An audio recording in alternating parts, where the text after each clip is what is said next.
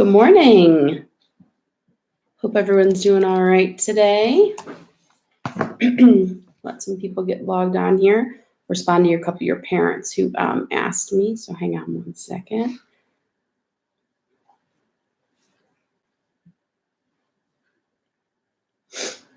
Okay.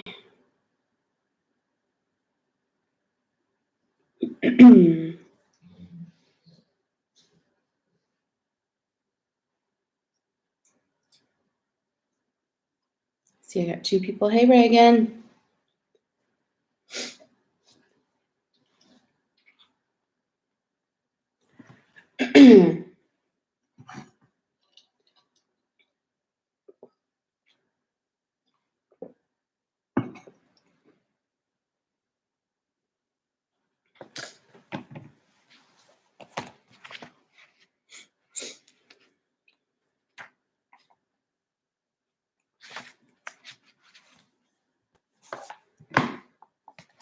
I give about one more minute. Hey, Brea. And then we will introduce our new book.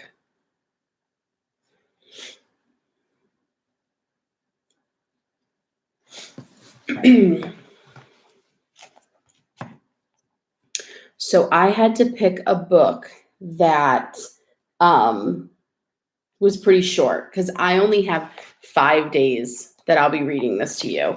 So we're going to try to get this book done in 5 days. Some of you might have read this before. It's a lower level book, Dear Mr. Henshaw, okay, by Beverly Cleary. It's a really good book. It's an older book from when I was younger. Let's see what the copyright date on it is. 1983. So y'all know that that's an older book. If I was born in 86 and I'm 33, we can figure out how old this book is. So, but also very good book. All right, so let's go ahead and get started. Dear Mr. Henshaw.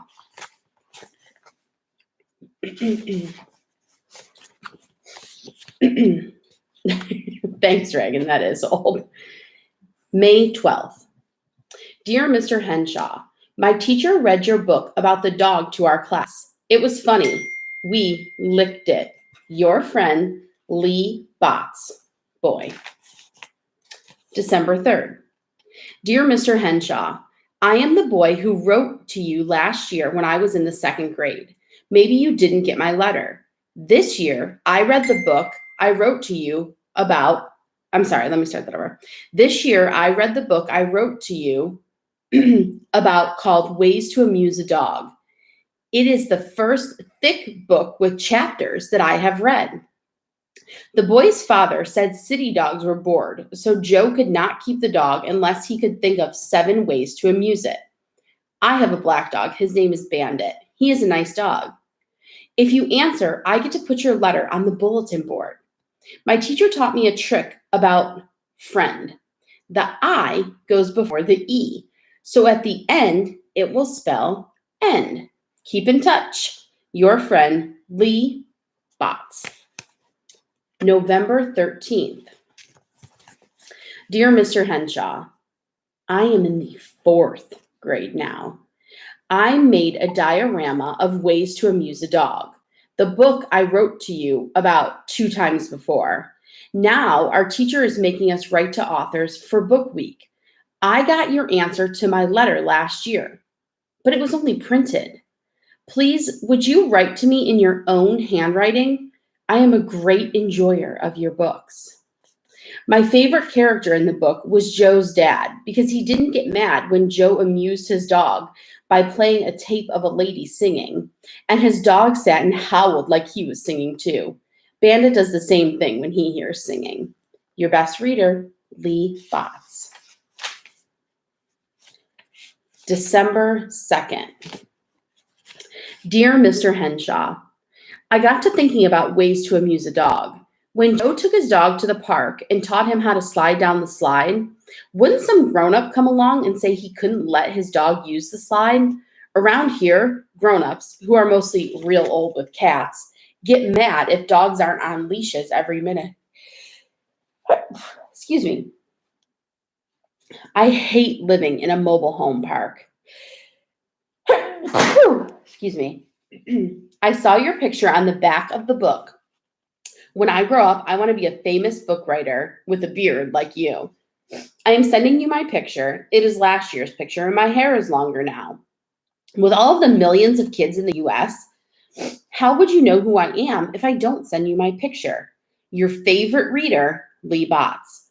Enclosure, picture of me. We are studying business letters. And that's the picture that he put in. October 2nd. Dear Mr. Henshaw, I am in the 5th grade now. You might like to know I gave a book report on ways to amuse a dog. The class liked it. I got an A-. The minus was because the teacher said I didn't stand on both feet. Sincerely, Lee Botts. So Lee has been writing to Mr. Henshaw 2nd, 3rd, 4th, and now he's in 5th grade.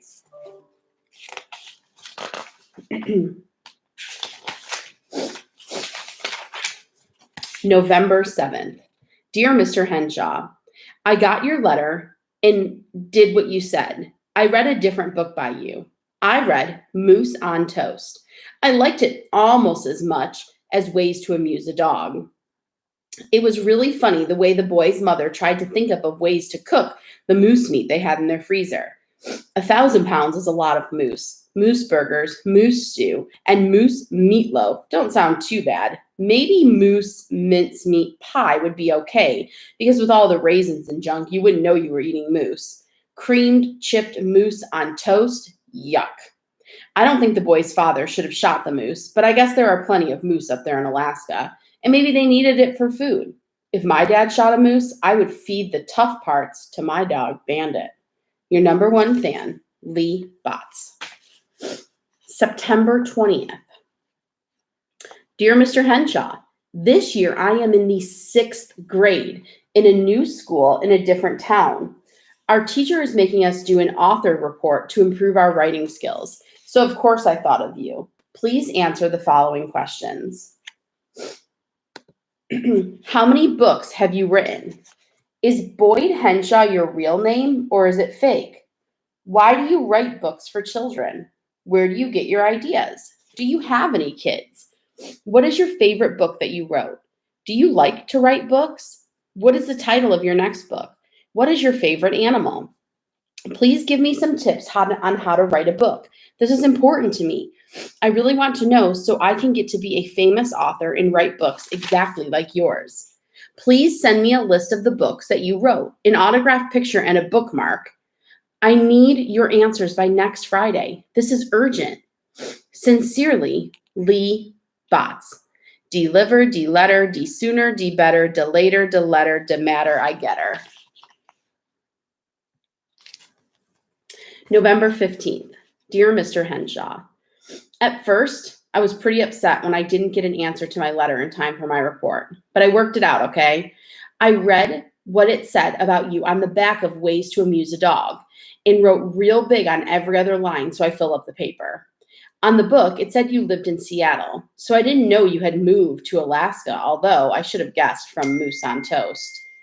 When your letter finally came, I didn't want to read it to the class because I didn't think Miss Martinez would like silly answers. Like, your real name is Messing A, round, and you don't have kids because you don't raise goats? She said I had to read it. The class laughed and Miss Martinez smiled, but she didn't smile when I came to the part about your favorite animal was a purple monster who ate children, who sent authors long lists of questions for reports instead of learning to use the library. Your writing tips were okay. I could tell you meant what you said. Don't worry. When I write something, I won't send it to you. I understand how busy you are with your own books. I hid the second page of your letter from Miss Martinez. That list of questions you sent for me to answer really made me mad. Nobody else's author put in a list of questions to be answered, and I don't think it's fair to make me do more work when I already wrote a report. Anyway, thank you for answering my questions. Some kids didn't get any answers at all, which made them mad, and one girl almost cried. She was afraid she would get a bad grade. One boy got a letter from an author who sounded real excited about getting a letter and wrote such a long answer the boy had to write a long report. He guessed nobody ever wrote that to an author. He guessed nobody ever wrote to that author before, and he sure wouldn't again. About 10 kids wrote to the same author, who wrote one answer to all of them. There was a big argument about who got to keep it until Miss Martinez took the letter to the office and duplicated it. About those questions you sent me, I'm not going to answer them, and you can't make me. You're not my teacher. Yours truly, Lee Botts. P.S. When I asked you what the title of your next book was going to be, you said, "Who knows?" Did you mean that was the title, or you don't know what the title will be? And do you really write books because you have read every book in the library and because writing beats mowing the lawn or shoveling snow? November 16th. Dear Mr. Henshaw, Mom found your letter and your list of questions, which I was dumb enough to leave lying around. We had a big argument. She says I have to answer your question because authors are working people like anyone else. And if you took the time to answer my questions, I should answer yours. She says I can't go through life expecting everyone to do everything for me. She used to say the same thing to my dad when he left his socks on the floor. Well, I gotta go now. It's bedtime. Maybe I'll get around to answering your 10 questions, and maybe I won't. There isn't any law that says I have to. Maybe I won't even read any more of your books. Disgusted reader, Lee Botts. P.S. If my dad was here, he would tell you to go climb a tree. Okay. So it seems like Lee is getting a little frustrated with Mr. Henshaw. November 20th. Dear Mr. Henshaw, Mom is nagging me about your dumb old questions. She says if I really want to be an author, I should follow the tips in your letter. I should read, look, listen, think, and write. She says the best way she knows for me to get started is to apply the seat of my pants to a chair and answer your questions and answer them fully. So here it goes. Question number 1, who are you? Like I've been telling you, I am Lee Botts, Lee Marcus Botts. I don't like Lee for a name because some people don't know how to say it or they think it's a girl's name. Mom says with a name like Botts, I need something fancy, but not too fancy. My dad's name is Bill, and my mom's name is Bonnie. She says Bill and Bonnie Botts sounds like something out of a comic strip. I'm just a plain boy. This school doesn't say I am gifted and talented, and I don't like soccer very much the way everybody else at this school is supposed to. I'm not stupid either. Question 2, what do you look like? I already sent you my picture, but maybe you lost it. I am sort of medium. I don't have red hair or anything like that, and I'm not real big like my dad. Mom says I take after her family, thank goodness. That's the way she always says it. In 1st and 2nd grade, kids used to call me Lee the Flea, but I have grown. Now when the class lines up according to height, I'm in the middle. I guess you could call me the mediumest boy in the class. This is hard work. To be continued, maybe, Lee Botts. So it appears as if Lee is hinting at something with his dad and his mom. November 22nd. Dear Mr. Henshaw, I wasn't going to answer any more of your questions, but Mom won't get the TV repaired because she says it's rotting my brain. This is Thanksgiving vacation, and I am so bored. I decided to answer a couple more of your rotten questions with my rotten brain. Joke. What is your family like? Well, since Dad and Bandit went away, my family is just my mom and me. We all used to live in a mobile home outside of Bakersfield, which is in California's Great Central Valley. We studied about it in school. When Mom and Dad got divorced, they sold the mobile home, and Dad moved into a trailer. Dad drives a big truck, a cab over job. That means the cab is over the engine. Some people don't know that. The truck is why my parents got divorced. Dad used to drive for someone else, hauling stuff like cotton, sugar beets, and other produce around Central California and Nevada. But he couldn't get owning his own rig for cross-country hauling out of his head. He worked practically night and day and saved a down payment. Mom said we'd never get out of that mobile home when he had to make such big payments on that rig. and she'd never know where he was when he hauled cross country. His big rig sure is a beauty, with a bunk in the cab and everything. His rig, which truckers call a tractor, but everyone else calls a truck, has 10 wheels, 2 in the front and 8 in the back, so he can hitch up to anything. Flatbeds, refrigerator vans, a couple of gondolas. I don't know what that word means. I will have to look it up. In school, they teach you that, here it is. In school, they teach you that a gondola is some kind of boat in Italy, but in the US, it is a container for hauling loose stuff like carrots. My hand is all worn out from all this writing, but I try to treat Mom and Dad the same. So I'll get to Mom next time. Your pooped reader, Lee Botts. November 23rd. Mr. Henshaw, why should I call you dear when you are the reason I'm stuck with all this work? It wouldn't be fair to leave Mom out here, so here's question 3 continued.